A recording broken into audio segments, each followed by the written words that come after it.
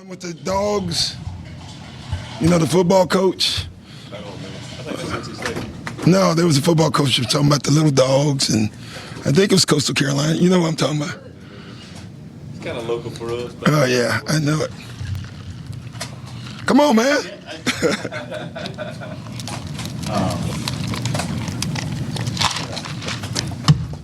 All right. Any update on AJ? Looked like something happened. No, I think he's fine. Yeah, I don't know that, but we just didn't put him back in, so.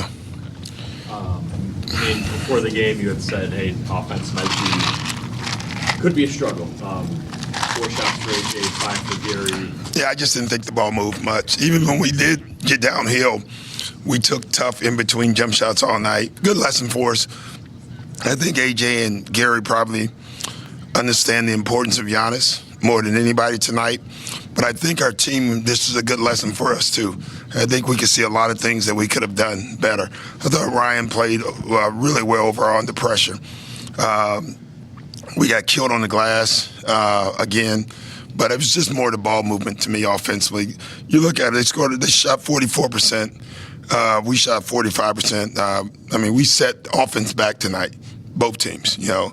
But they did theirs better because when they missed, they got it back and then scored. We've talked about offensive rebounding for the other team for a while. Like, what's the answer there, I guess, as you're seeing it? Because clearly teams are going to try to do that. Well, I mean, listen, I thought early on we were really good at it, and then the last 4 or 5 games we've struggled. We knew tonight with the one kid, he's a terrific offensive rebounder. He had 10 against us last year. He did it again tonight. He was phenomenal. We knew Houston was going to be. Houston does it against everybody. But then Dallas got some. So we got to get back to our principles. It still comes down to keeping the ball out of the paint. If our bigs are not helping, they have bodies on bodies. Our bigs are in rotation too much, and now we're giving up offensive rebounds. When you look at the three-point shooting for you guys tonight, I think without the threes hitting the last little bit, have been the fewest threes you had the entire game. Yeah. The entire season. Yeah. Just, is that kind of what we're talking about when we're talking about creating and not having Giannis? Yeah. But I thought there were opportunities tonight. We just didn't take them. And then the ones we got, we rushed and didn't make, you know. But I just didn't think we were settling on the first option the entire night. I can't wait to see our stats, how many one-pass shots that we took tonight. That's just not how we've ever played, but that's how we played tonight. When you look at like that game in Toronto, it felt like Cole kind of won that game for you. Yeah. Last week or so. Yeah, he struggled. He's been last 2 or 3 games, he's not at his best game, so we got to get him back. Right? Like, we cut it to 7. He took 2 tough shots in a row. He's got to know time and place. He's got to know the way we want to play.